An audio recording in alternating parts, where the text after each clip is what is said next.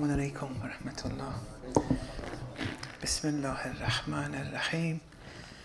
الحمد لله رب العالمين وصلى الله على محمد وآله الطاهرين. First, I would like to offer my condolences on the martyrdom anniversary of our 10th Imam, Imam Hadi alayhi salam. Allahumma salli ala Muhammad wa ala Muhammad. And also I want to thank the committee at IEC and the organizers who had invited me, and for all those who made these few days very comfortable, especially Sayyid Aftab Haidar and his respectable family for hosting me these last few days. Continuing from yesterday's talk on Ma'rifatun Nafs, on gnosis with a G, gnosis of the self.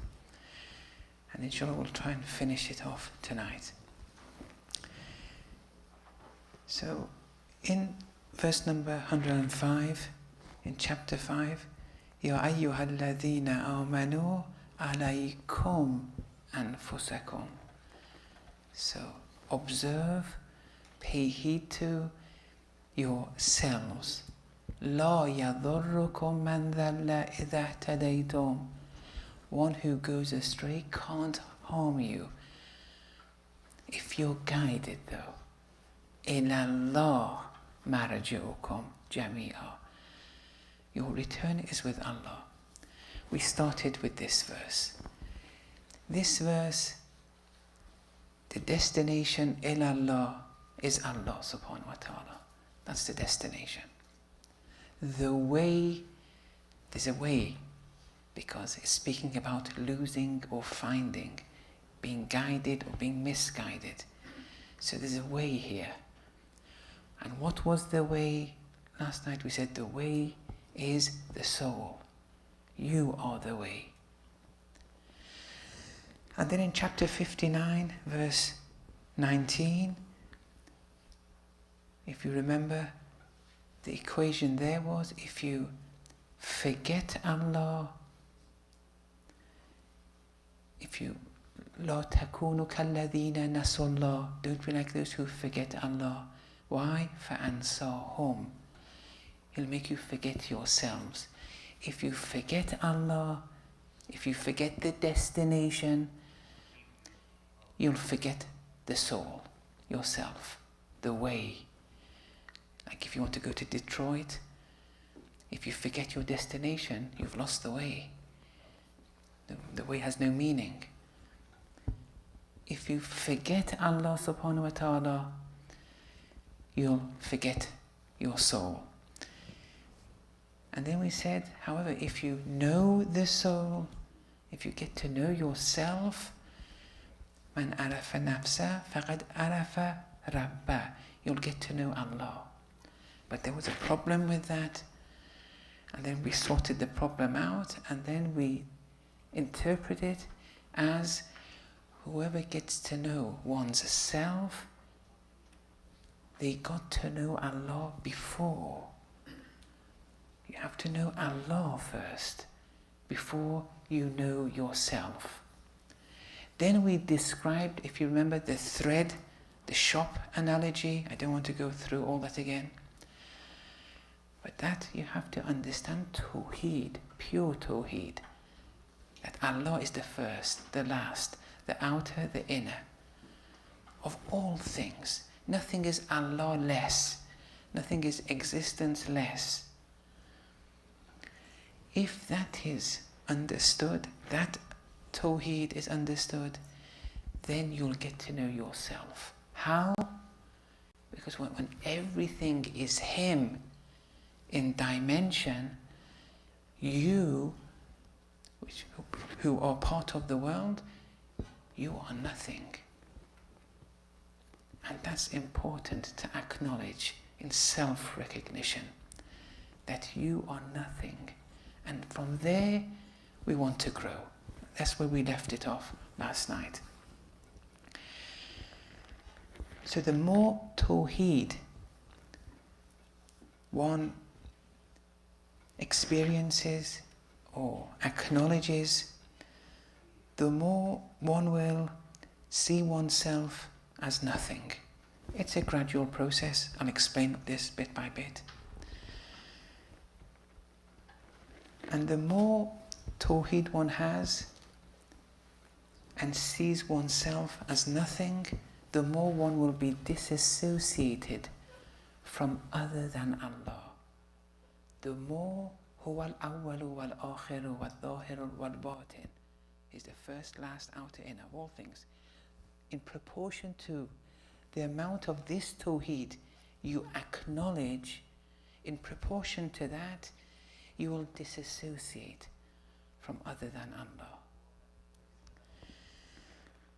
Now, up to now, until last night, two things, or one matter has become acknowledged, that I, me, and everything outside me, creation, it's all dependent.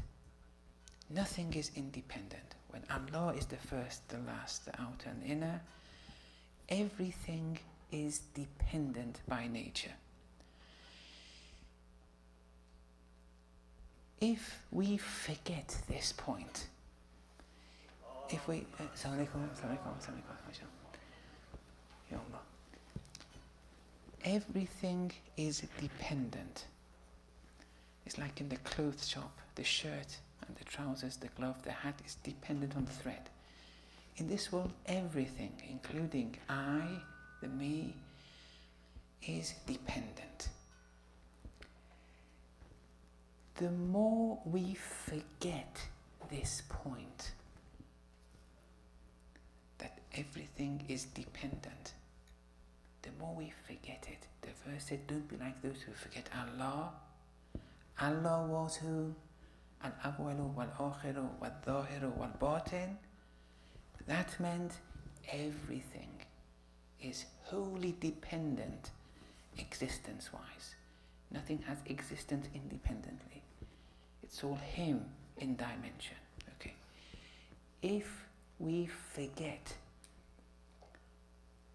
that everything, including me, we are dependent. See, this statement I'm repeating many times because it's an offshoot of forgetting Allah. Those who have understood this, they're understanding the discussion up to now. An offshoot of forgetting Allah, who is Huwa al-awwalu wal-akhiru wal-dhahiru wal-batin, is forgetting that everything is dependent. Once you start forgetting that everything is dependent, and we forget this, that everything is dependent because of not recalling Allah, that Tawheed, once this happens, the side effect is you assign effects to the worldly causes. You assign independence to the worldly causes. What does that mean? You go to the doctor. Look, the doctor cures you. You see the doctor as the curer. Why? You forgot. Because of forgetting Allah, because of forgetting Tawheed, because of forgetting, I think this was a very important part, the microphone stopped. Because of forgetting Huwa al-awwalu wal-akhiru wal-dhahiru wal-batin, because of that, you started assigning independence to worldly causes. You go to the doctor, he cures you, you see the doctor as the cause. Because of forgetting Huwa al-awwalu wal-akhir. Of course, you have to thank the doctor, but Huwa al-shafi, Allah is the curer. You forgot that. Because you forgot Allah, you forgot Tawheed. La takunu kalladhina nasullah. Because then you'll forget yourself. You'll start attributing to yourself or attributing to things around you, rather than seeing everything as wholly dependent, nothing. You go to the grocery, you buy some fruit, you see the grocery as providing you, giving sustenance, but huwa ar-raziq. When you forget that everything is dependent essentially and existentially, you keep on assigning worldly things as causes. That's a side effect of a lack of tawheed. Or you put the alarm on the car to protect it, but huwa al-hafidh, huwa al-hafiz, Allah is the protector. But you see the alarm, you see, you're forgetting Allah. You've assigned independence to the alarm system because of that attachment, or because of that forgetting. هو الأول والآخر والظاهر والباطن. This verse, it has to be your dhikr during the day, wherever you go. Or even you're being taught something. I'm teaching you something, and you see me as teaching you. You assign independence to me. You think I am teaching you, but huwa al-alim. It's Allah. You're forgetting Allah.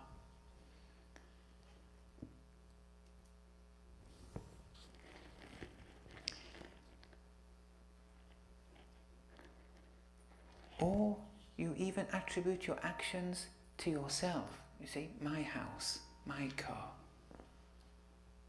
I studied, I have a PhD, I have that. All these actions you're attributing to yourself, where all of them are manifestations of Allah's attributes.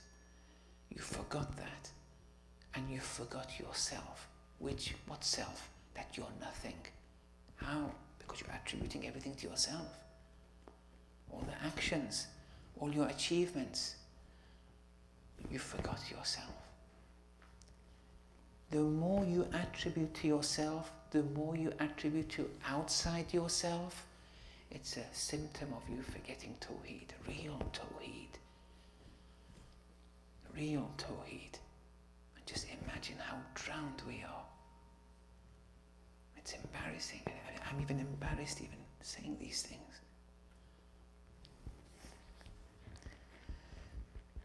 Enter the discussion of shirk. Here now shirk has meaning now, because anything which compromises this form of tawheed that we've discussed up to now is shirk. Shirk has levels. However much you attribute independence to causes other than Allah, it's shirk. Like the doctor, the grocery, the alarm system, the teacher. You're a mushrik. It's not haram, but it's a form of concealed shirk. You're contaminating yourself. That which is haram is the open form of shirk. Saying X person, for example, is Allah. But concealed shirk, no, you're contaminating yourself. You're contaminating the soul when you attribute independence to causes other than Allah. When you attribute actions to yourself, it's a form of shirk. You're ascribing actions to other than Allah. When you say my this, my that, it's a form of shirk. You're ascribing things to other than Allah, to yourself. All these must be eliminated, all these false attributions, but step by step.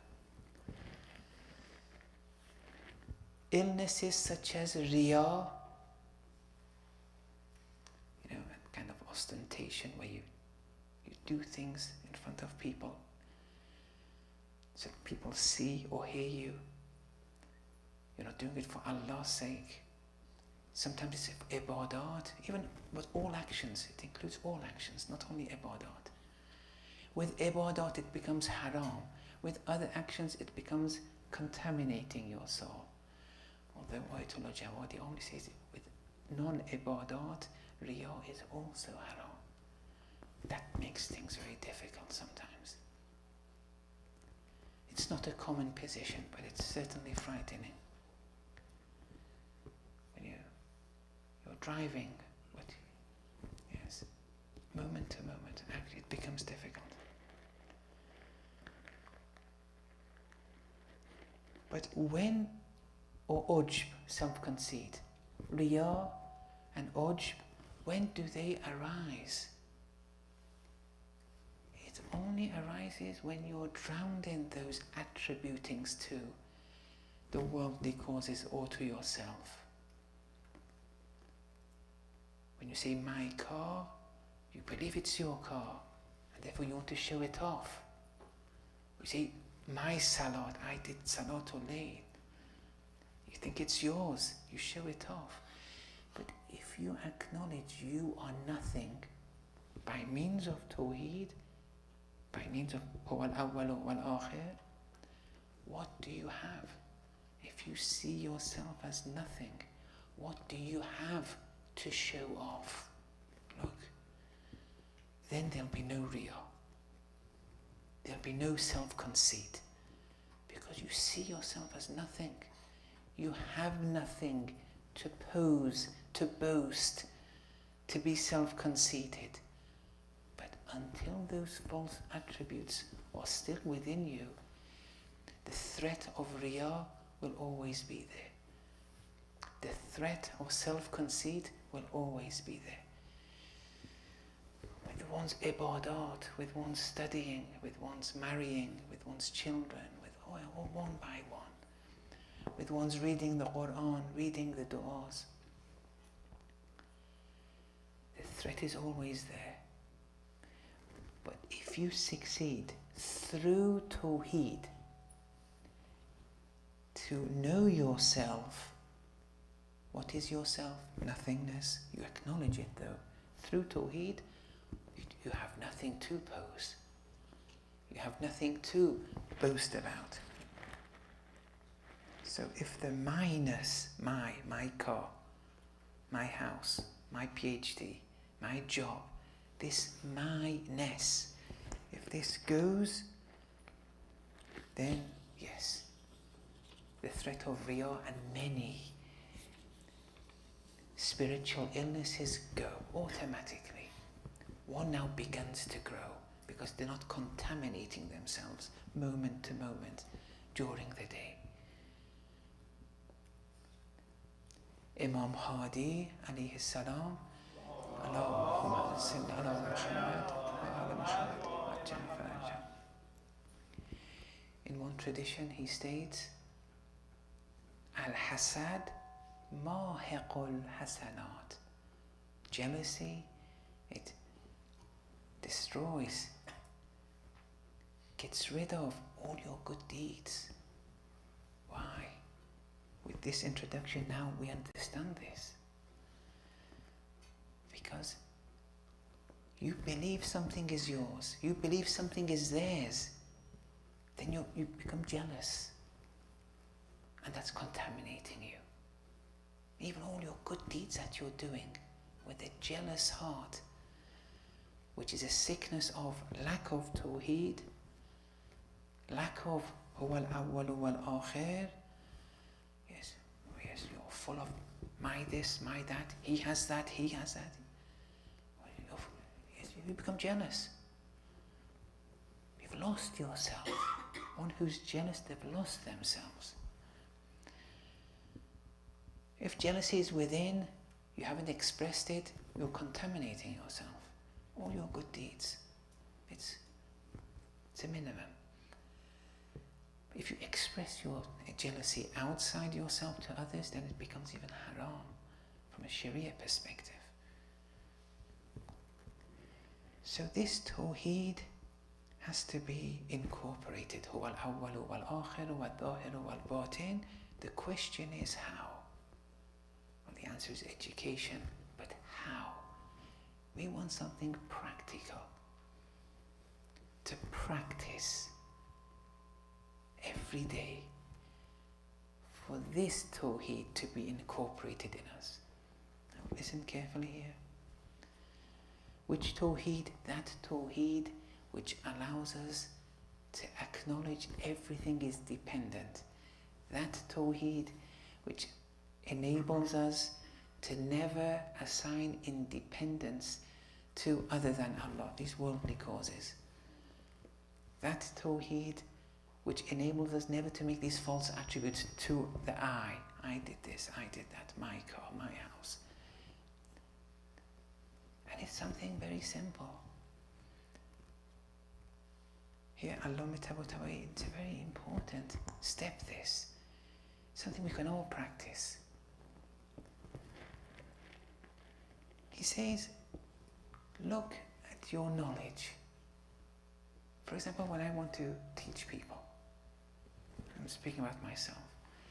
Sometimes when I speak with people teaching them, it has an effect. People, it affects them. Sometimes when I teach them, it doesn't have an effect.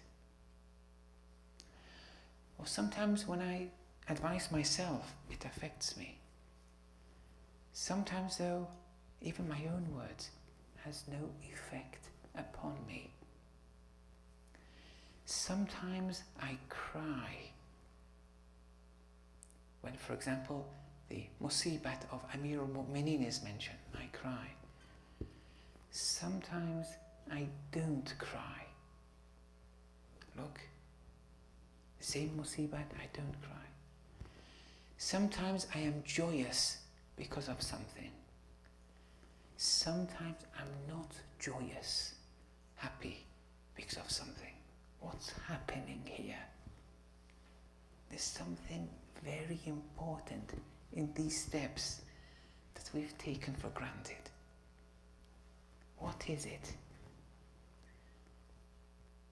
It doesn't matter if you become joyous or you don't.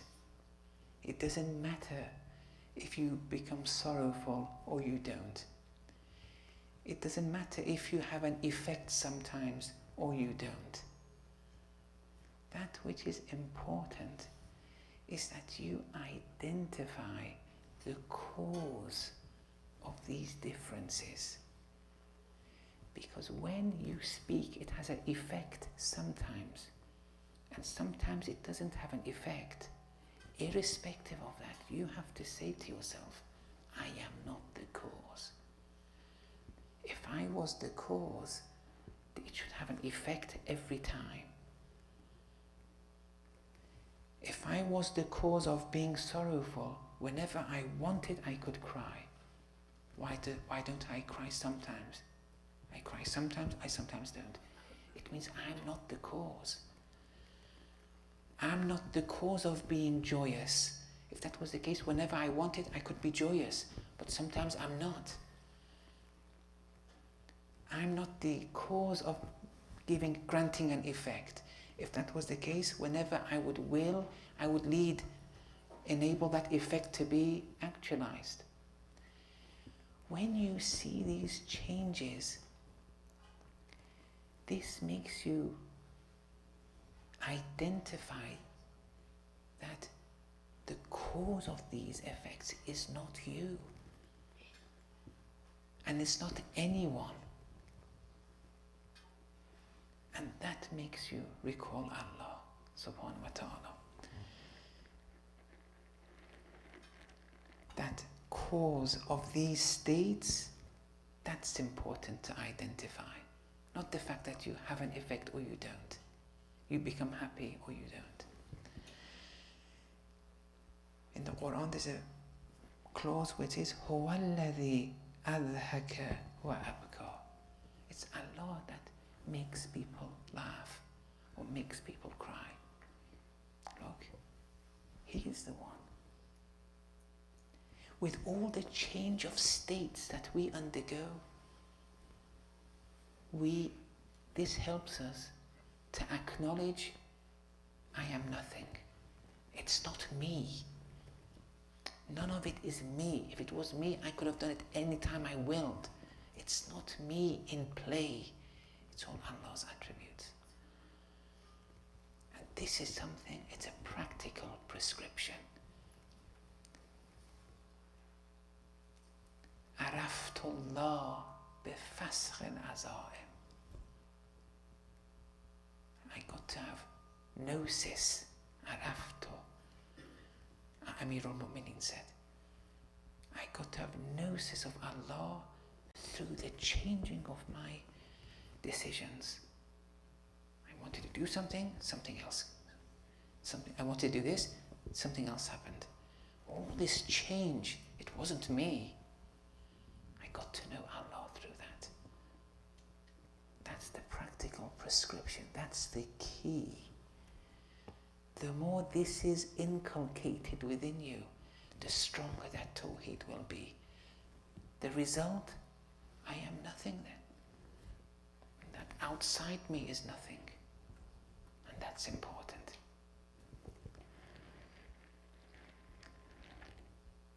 With each success in this regard, in every walk of life, with every change of state, whenever you succeed in acknowledging this, a satanic hurdle is eliminated and humility will increase gradually. The more you succeed with this prescription, because more and more you're seeing yourself as not the cause.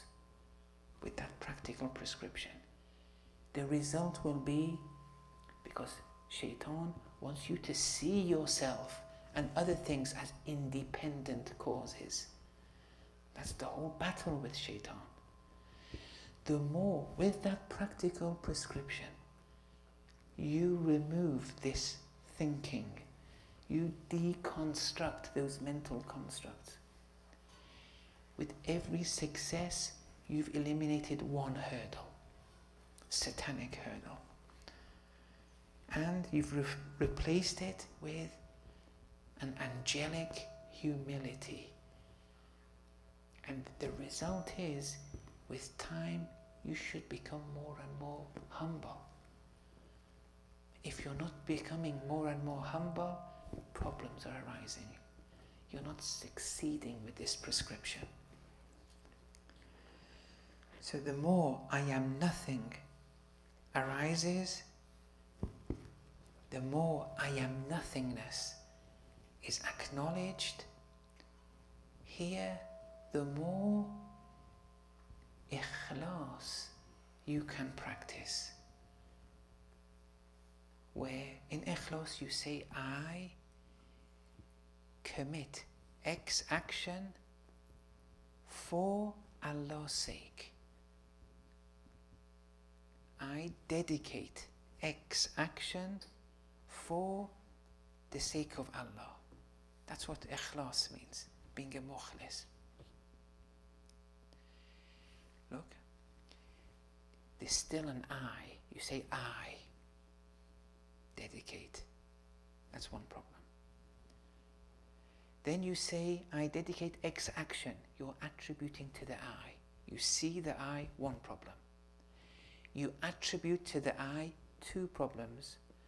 And you say, for Allah's sake. Well, when you see the I and you attribute to the I, that's not the real Allah yet. It's still a rational Allah, you've understood. It's not the real existing huwa al-awwal, huwa al-akhir, huwa al-zahir, huwa al-batin. But the lesser you attribute things to yourself, the lesser you attribute actions to yourself through that prescription, the lesser you see yourself, because the lesser you attribute to yourself, the more I am nothing is being acquired. The lesser you see yourself, then yes, you're succeeding. But it's all in relation to how much your tawheed is incorporated.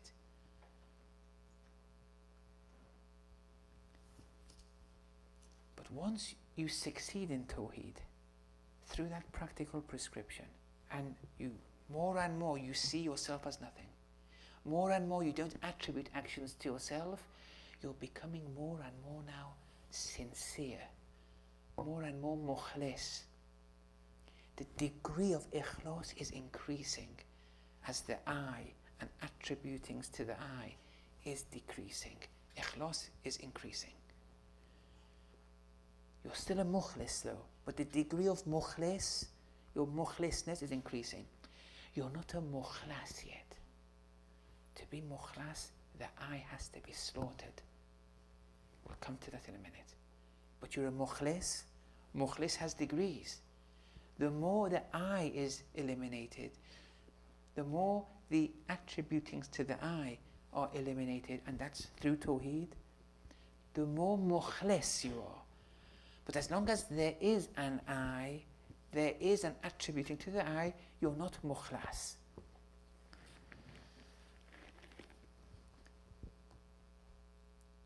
Okay, can we evaluate ourselves? Our degree of mukhlis. Can we evaluate ourselves? Is there any system of evaluating what degree of ikhlas we're in right now? Yes. Do you want to evaluate yourself to see how much really you've decreased the attributings to the I through tawheed? How much you've decreased it? Is there a way to judge ourselves when we do that practical prescription? Yes, there is.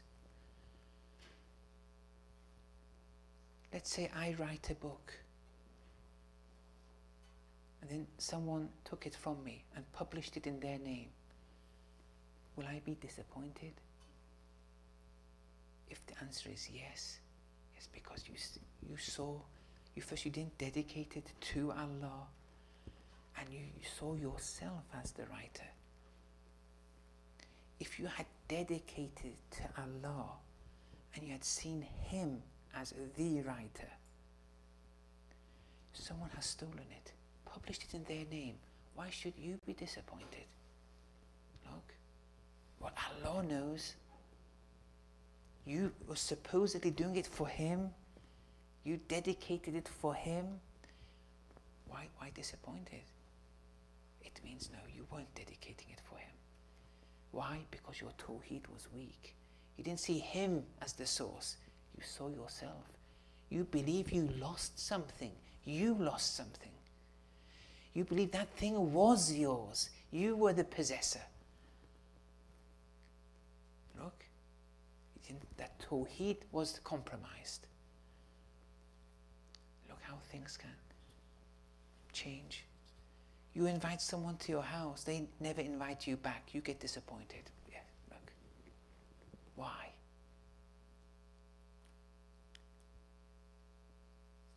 If you truly scrutinize yourself, you can see the level of ikhlas. And if you're honest to yourself, it should affect you. That's why lying is bad.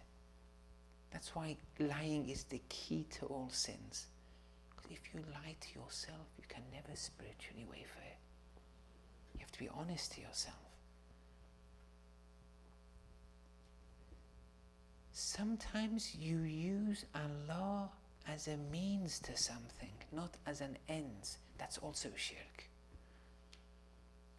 That's also ascribing other than Allah to Allah. Look, even the ibadat, good actions. You do salat to go to heaven.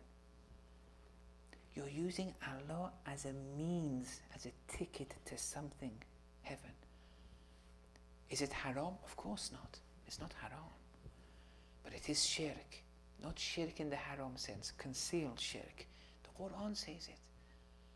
وَيُؤْمِنُ أَكْثَرُهُمْ بِاللَّهِ وَهُمْ مُشْرِكُونَ. Most of those who believe in Allah, they are mushrik. But they believe in Allah. So it can't be mushrik in the open sense that X is Allah. Otherwise, Allah wouldn't say they're believers. It's shirk in the concealed fashion. When you attribute to yourself, you see worldly causes as the cause. Or you use Allah as a means to something. That's shirk. You're contaminating yourself. It's not haram though, according to the Sharia, but it's certainly haram according to the Tariqah. You fast so you don't go to hell. Look, it's good to start to have these motives and incentives. But come on, after 5, 10, 15, 20, 30, 40, 50, 60, until when are you going to be stuck with these incentives? When are you going to fast? When are you going to pray hubban lillah, out of love for Allah, where Allah is the end, not a means for you to go to heaven? You give sadaqah so your burdens be relieved. Look, Allah is used as a means again. For what ends? Your burdens to go. You're seeing yourself. You're still seeing yourself. When Tawheed is compromised, Allah will always be a means for you. It's only when Huwa al-Awwal wa al-Akhir becomes perfected, then Allah will always be an end. It's like when one spouse says to the other spouse, I like you. Sometimes one spouse says, I like you, because they want the other spouse to get them a gift, or cook them food, or do something. They're using the spouse as a means. A means to what? Cuisine. But they say, I like you. And they do. But as a means to something. Sometimes someone says, I like you, irrespective of what you do.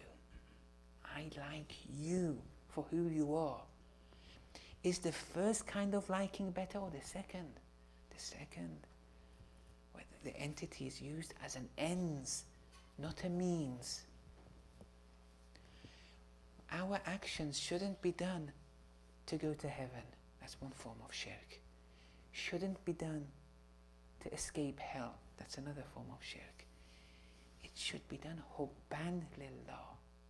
And you can evaluate yourself.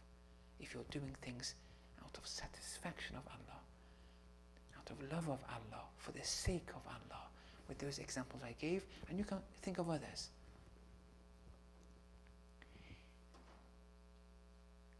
It has to be hubban lillah. The more tawheed you acknowledge, the more love you will have to Allah subhanahu wa ta'ala. The more you acknowledge this huwa al-awwal wa al-akhir. That leads to you not seeing yourself with those false attributes, getting drowned in yourself. The more you will love Allah. Now, I'll speak about that in a minute. And the more you love Allah, the more you recall Him.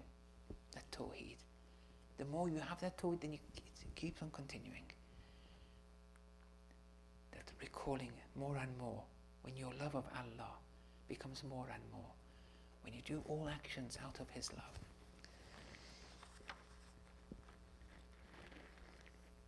In chapter 4, verse 48, إِنَّ اللَّهَ لَا يَغْفِرُ أَن يُشْرَكَ بِهِ.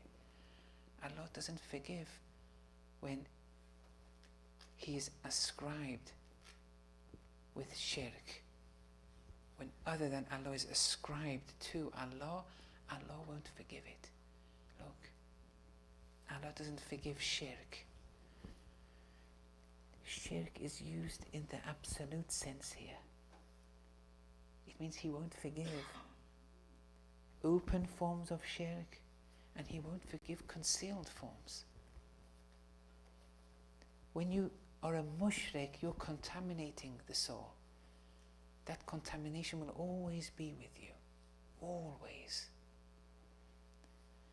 Unless you repent. But it's never going to go away. Even the concealed forms of shirk. وَيَغْفِرُ مَا دُونَ ذَلِكَ. He'll forgive that which is lesser than that though. the ulama have said that means when you do concealed shirk inadvertently, sahwan or nisyanan, forgetfully, that Allah will forgive. Because it was done inadvertently, out of neglect, forgetting. But then the verse ends, وَمَن يُشْرِكْ بِاللَّهِ, whoever executes shirk used in the absolute sense, فَقَدْ افْتَرَى إِثْمًا عَظِيمًا,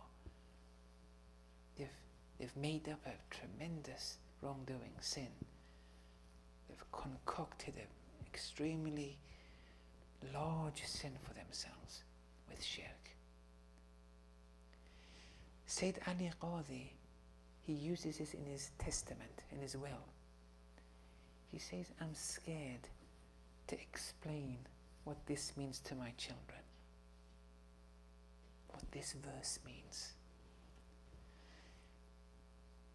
For a long time, when I first read the will, which a journal of the Hose published, this part of the will, it was a question for me. Why would Sayyid Ali Qadhi say that?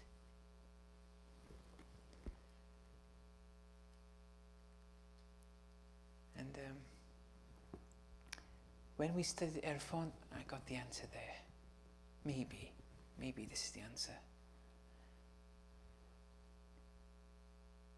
In another verse, I'll give the answer in a minute. In another verse, chapter 9:28, Ya ayyuhal ladhina amanu, innamal mushrikun najasun.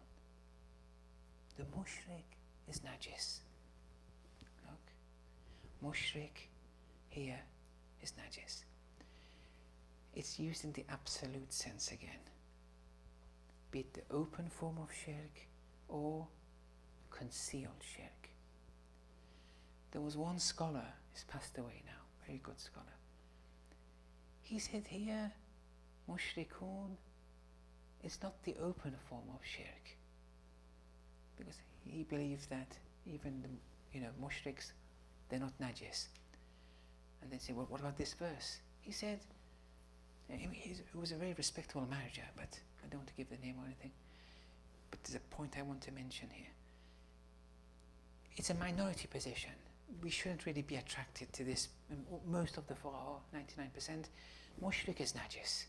There may be one or two. He was one of them. So they said, well, this is the verse. It says, mushrikun, they're najis. He said, no, this is that spiritual mushrik, where in that form of concealed shirk, they're not najis. Look, first of all, the verse is used in the absolute sense. It can cover both. But we believe in a unity of body and soul. There's a unity. It's not two realities. Why do we say the mushrik is najis? Because their aqa'id, their mushrik is fasid. They say X is Allah. They're fasid. The soul, with that knowledge that they believe in, the soul is contaminated. The body is a manifestation of the soul. That's why we have psychosomatic reactions and illnesses. It's one reality. It has an effect on one another. This physical body is a subtle manifestation of the immaterial soul. It's one reality. When we say for women to cover their hijab, they're covering their soul, because the body is a manifestation of the soul, and therefore they become increased in chastity, because they're covering the soul. Flesh to flesh with non-mahram is haram, because when you touch non-mahram, you're touching the soul. Two souls are in contact. You're contaminating yourself. You wear gloves though, why isn't that a problem? Because the gloves is not a manifestation of your soul. For men, the hijab, they have to cover a certain area of their face. They have to cover it, otherwise their chastity will be compromised. There's a unity here. If the soul is a recipient of fasid knowledge, of contaminated knowledge, the body is going to be contaminated. It's najis. Look. But that which Ali Qazi wants to say is the next step. If you understood what I've said, you can get to the next step. I don't want to say it. I said it once in one place. Everyone became pessimistic. I felt very guilty. I never repeated it again. Those who are aware know what the next step is.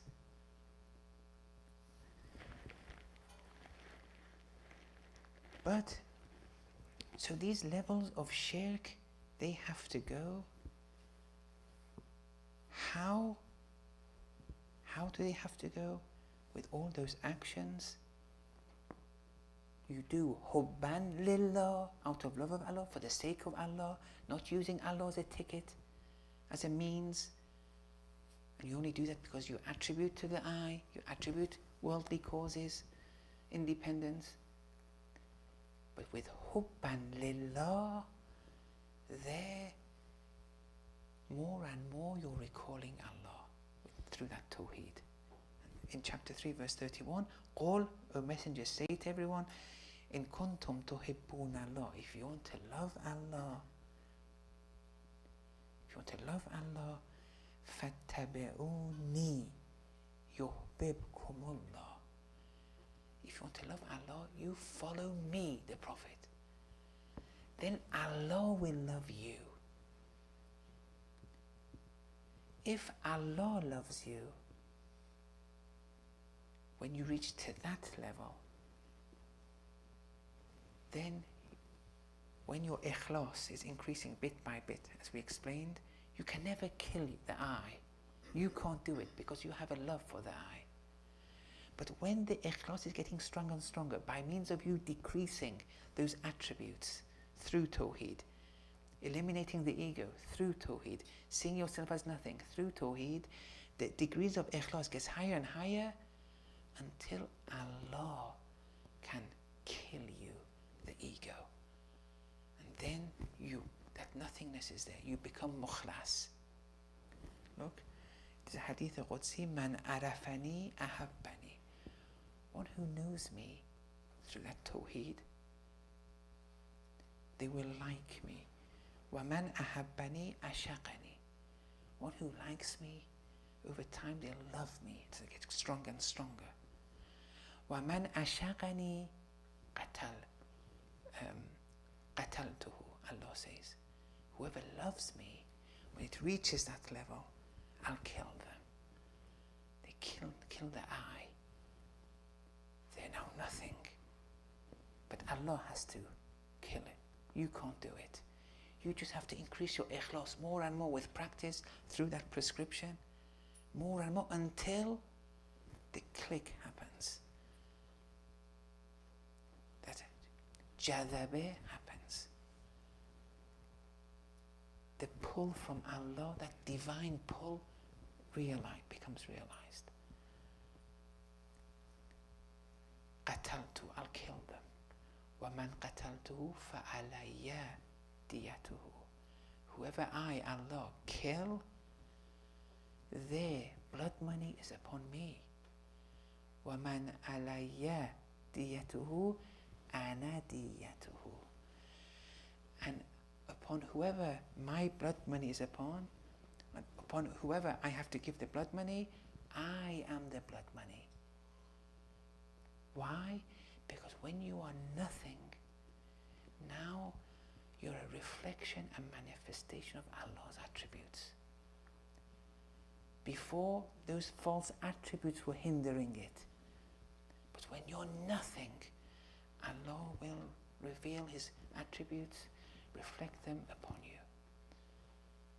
Look, Amirul Mu'mineen alayhi salam, Allahumma salli ala Muhammad wa ala Muhammad. Aliyun ma'al haqq wal haqqu ma'al Ali. Look, we were speaking about through tawheed you get to know yourself. Remember, ما خلق الله السماوات والأرض وما بينهما إلا بالحق. How we explain that? It's all him in dimension. But what does aliyun ma'al haq mean? Look, aliyun ma'al haq. Before we said everything is a manifestation of Allah subhanahu wa ta'ala. There's nothing Allah less. You understand huwa al-awwal wal-akhir wal-zahir wal-batin. You'll know yourself. You'll know yourself that you're nothing. Aliyun ma'al haq. He's with haq. He's a reflection of all of Allah's attributes, manifestation of all of Allah's attributes. And that's why we have other traditions that say, Man arafa nafsa faqad arafa waliyah. One who knows oneself, they knew their wali from before. Look, aliyun ma'al haq. And that we have to pay attention to. وصلى الله على محمد وعلى آله.